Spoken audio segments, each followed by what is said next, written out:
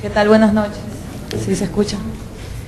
No estoy en la Mesa de Derechos Fundamentales ni soy abogada. Soy ingeniera comercial. Como segunda carrera soy orientadora familiar. Estoy en la Mesa de Recursos Naturales y tengo algunos compromisos, como por ejemplo el que ahora vine trabajando o haciendo con el ministro de Deportes, y es elaborar la ley del deporte y algunos intereses. Quizás el más grande para mí sea el hecho de defender la vida. No sé cómo nació, pero aquí me hallo en una lucha muy grande desde el momento que me comprometí con el país a hacer una mejor constitución. No entiendo y todavía no lo sé por qué la gente de izquierda, y de repente me pueden considerar a mí socialista. Si ser socialista es querer cambiar el país, me considero revolucionaria, sí. Cuando me invitaron a un parlamento de gobernantes por la vida en Chile, me di cuenta que yo era la única de izquierda que defendía la vida, y el resto, quizás unas 70 personas, eran de derecha, y comencé a preocuparme. Comencé a preocuparme dentro de mi partido, dentro del Bloque País, y a cuestionarme si en realidad pues en la Constitución, como lo dijiste tú, se va a mantener el artículo 49, en el que exactamente dice: los niños y adolescentes gozarán de los derechos comunes al ser humano, además de los específicos de su edad. El Estado les asegurará y garantizará el derecho a la vida desde su concepción, etcétera, etcétera, etcétera. Esa fue una de mis grandes preocupaciones. ¿Por qué? Porque con tan solo el hecho de que ellos digan que se pueda mantener ese artículo y poner las excepciones, se pudiera pasar una ley orgánica de salud en que se pudiera permitir cualquier tipo de aberraciones. Dicho esto, pues se legalizaría el aborto en el país, Dios no quiera. Otra cosa que me preocupa es justamente la unión de hecho entre dos personas del mismo sexo.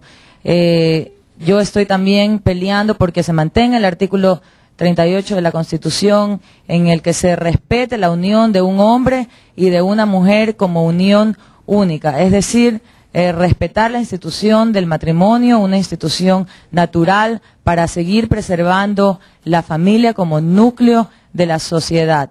¿Qué pasaría en nuestras sociedades si es que los grupos progresistas, feministas, que creen y piensan en la soberanía del cuerpo, dan paso a esto y se convertiría en una sociedad en la que los hombres pueden andar con los hombres, las mujeres con las mujeres? ¿Qué tipo de ejemplo pudiéramos darle a las futuras generaciones? ¿Qué va a pasar en nuestro país, que todavía sigue siendo privilegiado, no como otros continentes, Europa, Norteamérica, por ejemplo, en el que ya no podemos llevar a nuestros hijos quizás porque tenemos que presenciar shows a los que no están acostumbrados, porque les hemos enseñado distintos valores y principios en nuestras familias? Ese es un segundo punto que me preocupa muchísimo. Y un tercer punto que me preocupa es el permitir los experimentos y manipulaciones médicas y genéticas desde la fecundación del óvulo hasta el nacimiento de los niños. Y me preocupa porque el momento que acepté ser pues candidata y luego gané en el Bloque País, comencé a leer la propuesta del CONESUB, y esto es algo que se está planteando ampliamente: la legalización del aborto, la unión de hecho entre dos personas del mismo sexo, y los experimentos y manipulaciones genéticas. Es de fundamental importancia respetar la claridad y la firmeza de la Constitución vigente, y si ustedes están de acuerdo conmigo, pues quisiera pedirles su ayuda, su voz y su voto para que la próxima Constitución no se cambie absolutamente nada en los artículos que hemos dicho, tanto tú pues como yo, para preservar la familia y el futuro de nuestras generaciones.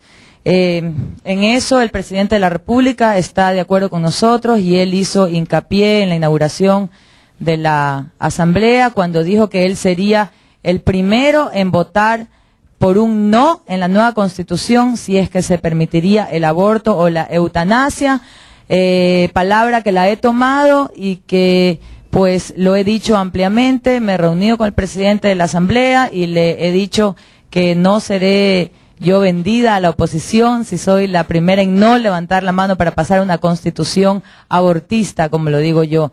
Él me ha prometido pues que se va a mantener la palabra del presidente y que las cosas van a estar como se mantienen en la Constitución del 98. Sin embargo, tenemos y debemos ser muy cautos porque con tan solo el hecho de poner las excepciones en un futuro y cuando yo no esté en la Asamblea, cuando los pro vida asambleístas no estemos en la Asamblea, se pueden pasar leyes orgánicas de salud en el que basados en las excepciones se puedan permitir cualquier cantidad de atrocidades.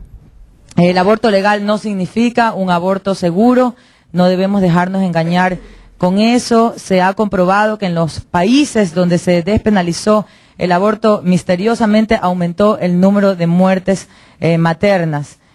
Por ejemplo, en los Estados Unidos se disparó el número de muertes maternas y el número de abortos en un 1000%. En la India, que es un país donde ampliamente se puede ir a cualquier clínica y abortar, la cantidad de abortos son desconmensurados, es impresionante.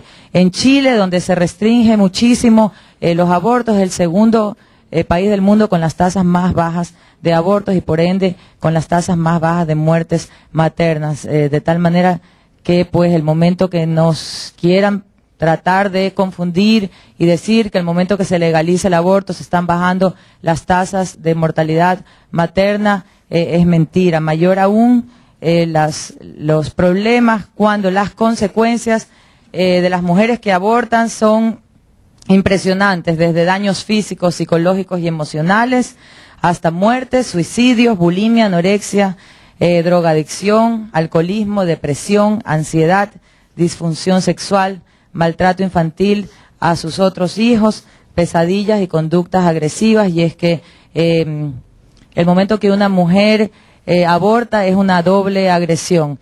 La primera agresión sería si es que en el caso de haber sido violada, que son las cosas que dicen pues las progresistas o feministas, que el momento que una mujer es violada tendría derecho a abortar. No es una justificación, porque el derecho a la vida es el primer derecho fundamental que se debe respetar y como tal no tenemos derecho a decidir por la vida de otra persona.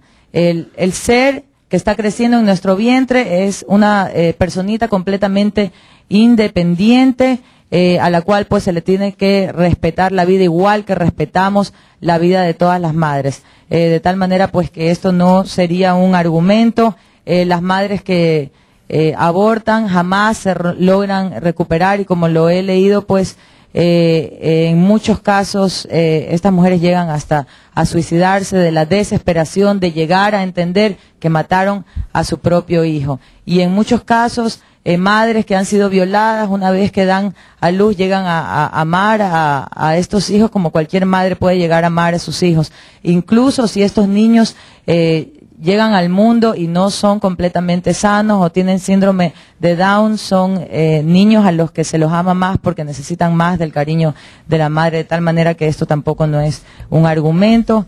Y finalmente pues quería hacer hincapié en la pastilla Postinor, que es la pastilla del día después.